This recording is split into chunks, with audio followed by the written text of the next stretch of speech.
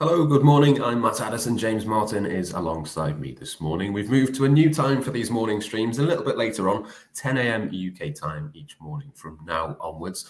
That's all part of a new project we've got going on across Liverpool.com. Do keep an eye out on the website. We'll probably have a few more of these streams at different times of the day as well moving forwards, but we shall let you know in terms of all of those plans in the course of the next few weeks or so. For today, we're just going to have a little bit of a chat around Everton, James. Obviously, the big game to come later this evening. I don't think the Merseyside derby is ever really a game that Liverpool fans look forward to, maybe with the exception of when Liverpool were at their absolute peak a couple of seasons ago. It certainly doesn't feel like that at the moment. There's probably a little bit of trepidation among both sets of fans, I would have thought, going into this one. But how are you feeling this morning? Yeah, it's definitely not the same as a couple of years ago. Even a couple of years ago, maybe the one at Goodison you're looking at with a little bit of worry. But there certainly was a brief period where, well, not even that brief a period, I suppose, but where the Anfield version of the derby was, almost a guaranteed 3 points, and for a while a guaranteed sort of goal fest as well. It felt like we were racking up 4 or 5 goals against them on a semi-regular basis for a while there. I don't know how true that actually was, but that certainly was the feeling around the fixture. It always seemed like we would dominate at Anfield. We'll probably dominate the ball again here.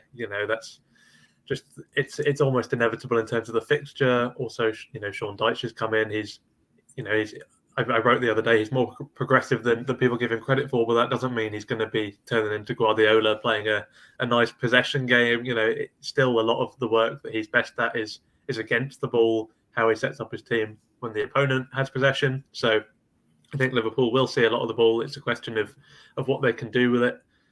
Obviously, that hasn't been necessarily the strongest point this season, but I suppose the biggest danger is what happens when they lose the ball. I think that's the biggest worry going into it, because you look at where Liverpool have been most vulnerable this season. It's been in transition on counter-attacks, which Sean Dyche will have drilled his team in already, and it's been on set pieces, which we saw last week against Arsenal. Everton are already strong in that area.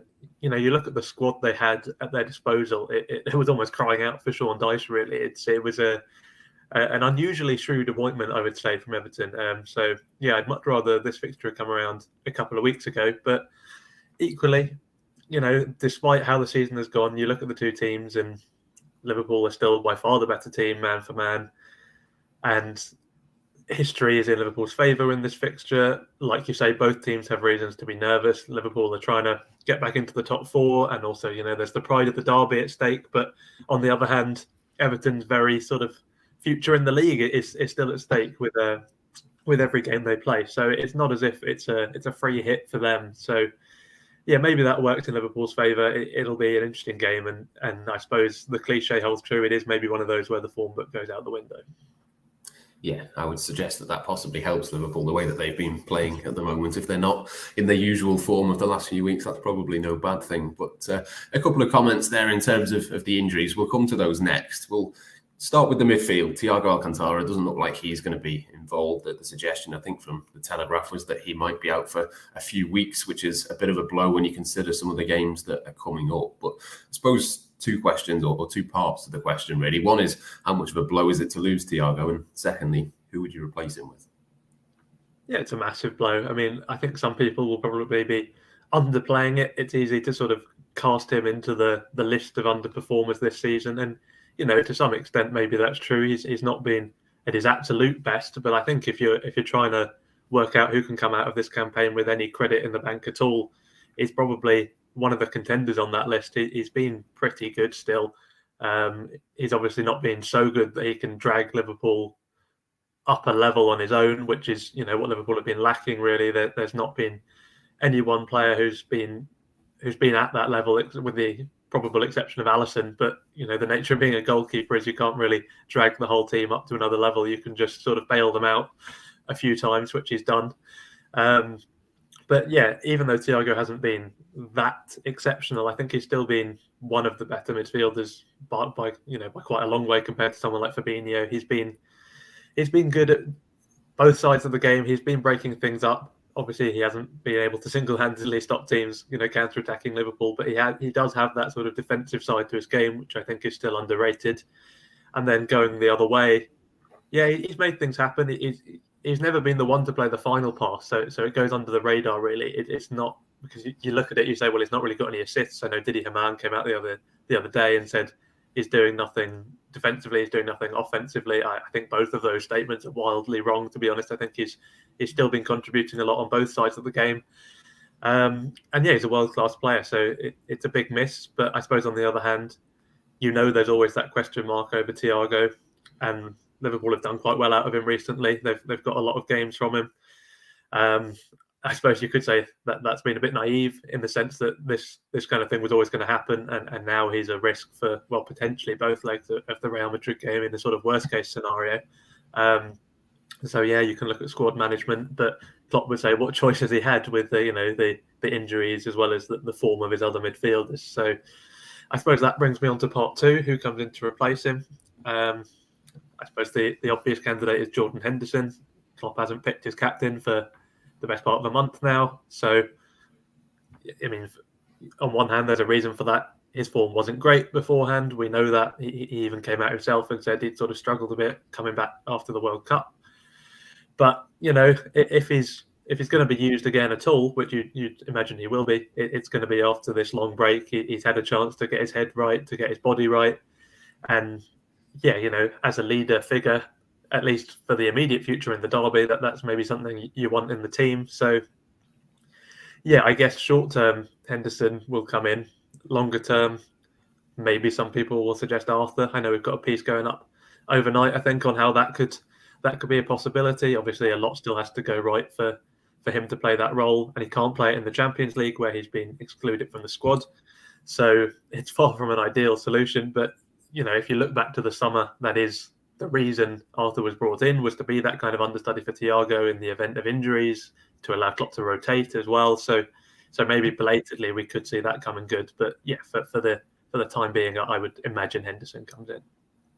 Yeah, I would think it'd be Henderson, Keita and Stefan Bajcetic, who it would be a big game for the teenager. But I think you can't really take him out of the team the way he's been performing the last few weeks. It's a really difficult sort of situation really for Liverpool in the middle of the pitch all the way through this season. But we'll see what happens. It's a little bit interesting at the back as well. I know me and you did a piece last week around who might play at centre-back. I think for me, it would stick with Matip and Gomez, as bad as they were, a week ago at Wolves, and as bad as they've both been in more than just that game. To be fair, there's been a few poor performances from each of them, but I just think I'd still trust them a little bit more, maybe, than Nat Phillips, given some of the counter attacks and some of the opportunities that Everton will try and capitalise on. But I suppose the flip side of that is possibly Nat Phillips could be useful from set pieces.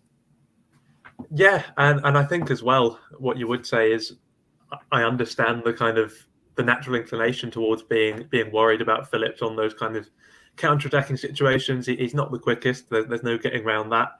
But in terms of trusting him, I mean, when's he let Liverpool down? You can't really think of a time. I mean, even in his very brief cameos this season, he's not really done too much wrong. There was one cross against Man City where he maybe misjudged it a little bit and it went over him for one of the goals. But for the most part, he looked very competent in that fixture. He was tasked with dealing with Erling Haaland. If he managed to keep him quiet, I'm not going to be too worried about someone like Demarai Gray or Dwight McNeil. I think if you can deal with the pace behind of Haaland, I think that sort of proved the test really, and he's passed it.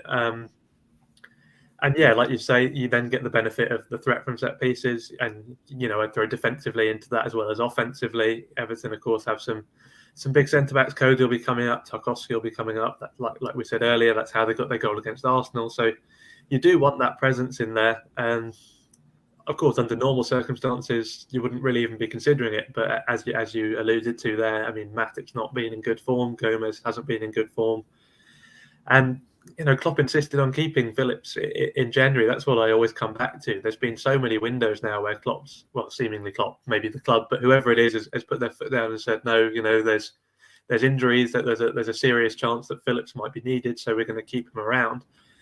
And if you're going to do that, then surely he has to be actually considered as a genuine first team option. Because if you're just looking for a literal sort of fourth choice emergency option, I don't see why you'd repeatedly turn down 10, 15 million pounds to sell him when, there's someone like Reece Williams, or you could look further down the academy to people who've been loaned out. I think Kwanzaa has played there in the past, or whoever you want to pick. There's academy centre backs sort of lining up to be that kind of emergency option if that's all Klopp needs. But if he's viewing Phillips as a first team option, which it seems like he is based on the transfer decisions, then you've got to look at each fixture on a game by game basis and ask the genuine question: is Phillips suited to this fixture? To me, this is one which he would be suited for. I don't necessarily think it'll happen if I'm trying to pick what Klopp will do. I think it will be Matip and Gomez, and they're both very, very good players in their own right. Just because they're in poor form, it doesn't mean that they're the wrong options necessarily. But yeah, I think I just feel like Phillips has been very hard done by. I think he's much better than fans give him credit for, and I think if Liverpool are going to insist on keeping him, I'd like to see him play some more. Yeah, I do rate him. I think he's a good player, and I'm surprised that a Premier League team didn't come in a little bit earlier on in January before Liverpool ended up having to keep him because of the injuries elsewhere. The only sort of example that I'd give really this season was the Crystal Palace game, where I think he starts that one, and the Wilfried Zaha goal comes from that side where he cuts in behind. I can kind of see maybe a Damari Gray doing something similar, but we'll see what happens anyway. Let's move to the other end of the pitch. Diogo Jota is obviously back in contention. Roberto Firmino, I think, probably is as well, possibly to be among the substitutes. I would imagine that Jota will be off the bench rather than from the start, but it's got to be a big boost really to have someone like him back. He's one of those that can just get a goal from nowhere, and at the moment Liverpool aren't creating much. If they are going to get a goal, it probably is going to have to come from nowhere. Yeah, definitely. It's a huge boost. And Diaz not too far behind either, not one of the ones who's back imminently. But yeah, I mean, I think it's been underplayed even how much of an impact that's had on the season, because naturally the focus goes towards the defence that we've been talking about, because that's been so shaky, and then of course the midfield with all of the well publicised problems about the legs maybe going a bit there, the age profile not being right, but so many of those cracks would have been more than papered over with the first choice attack. I think Diaz was one of the best players before he got injured. Jota was actually on a bit of a poor run, wasn't he? He was on quite a long drought, but he was getting assists. He was still making things happen. So yeah, it'll be great to have him back, and gives Klopp some options again as well. I mean, the attack has been so makeshift recently that he appeared to fix that in January by signing a left winger, and then he's been playing him through the middle, whether that's because he doesn't fancy him left wing or because he thinks that we need a pressing forward to sort of mask some of those issues in the middle. That seems to be the most likely rationale. But then again, Jota is the answer there as well. We've seen him play that centre forward role, the almost Firmino-esque interpretation of it many times. He maybe interprets it more like a poacher. He's a bit more in the traditional number 9 positions, but he still presses better than, I think, pretty much everyone in the Liverpool attack. If you look at the raw pressing numbers, he's always right up there. Maybe Firmino still rivals him on a per 90 basis, but it's those two who really put in the hard craft of the pressing. So yeah, as well as helping Liverpool in terms of getting goals from nowhere, he should make the midfield look a bit better, I think. Once he's in and once he's integrated, I'm not saying it'll be straight away against Everton, whether he starts or whether he's off the bench, but once he's had a couple of games in his legs, I think he will make things look a fair bit better even before he gets back among the goals. Yeah, that would certainly be a big boost if Diogo Jota can do that for Liverpool. We'll see what happens. Just before we finish, I wanted to mention as well that the sort of Champions League race, you mentioned it before, I think there's a number of clubs above Liverpool have dropped points this weekend. Tottenham getting absolutely hammered a week on from beating Manchester City. Manchester United did win, but you look at Brentford, obviously a decent point for them away at Arsenal. Brighton, they didn't win either. There's an opportunity for Liverpool to make up a little bit of ground tonight. They've had opportunities in the last few weeks and haven't taken them. It kind of feels like if there is any small glimmer of Champions League football being at Anfield next season, it's probably going to have to come really in the next few weeks. When you think of the game tonight is obviously a big one. Newcastle away next weekend. Real Madrid is on the horizon, of course, in the Champions League. It does feel like it's the start of a big period. If Liverpool could win tonight, that could possibly kickstart something, even though we have kind of been saying that for quite a few weeks now. Yeah, it's hard to get too optimistic about it, because we've seen, like you say, we've seen this opportunity be presented and Liverpool not take it on a number of occasions already. But that's the nature of the top 4 race this year. It's almost an old school one in the sense that, to throw another cliche at you, but it's one of those where no one seems to want it. Of course, that's not true. Everyone wants it very badly. It's just that no one's good enough to put together any kind of consistent run. which works in Liverpool's favour. Unfortunately, they are one of those teams who also can't put together a consistent run, but it does mean the opportunity is there. If Klopp can put together some sort of fix for the next few games, then the table could look a lot better very quickly, really. And like you say, some really big fixtures coming up. We'll have to beat Newcastle to be in with any sort of shout, I think, of overturning them. Manchester United aren't too far away either. They might be out of sight, like you say. They did just about manage to get that win. They're the hardest to catch, but equally, that would be a big swing in points if we did manage to find a way to beat them. So not only chances to accumulate points, but chances to gain on rivals. They're coming thick and fast at the moment. So yeah, a win in the derby is exactly the sort of thing that can kickstart momentum. It's hard to make any predictions about Liverpool's momentum this season. It comes and goes, and there doesn't seem to be any rhyme or reason to it. But yeah, it wouldn't hurt. Let's put it that way. So yeah, I think it's even more important than it otherwise might have been. Yeah, it's certainly a big opportunity. Hopefully we can see a couple of goals as well. Mohamed Salah hasn't scored for a while. Diogo Jota hasn't scored since last April. Cody Gakpo still hoping for his goal. It kind of feels like it's one of these games, isn't it? They've got to start putting that to bed at some point soon, and hopefully they can go on a little bit of a run. But we shall see what happens. We will, of course, have all of the analysis from the game later on across Liverpool.com. There'll be a Blood Red podcast as well, which analyses the Merseyside derby. That will be tomorrow. For now, though, we'll see you later.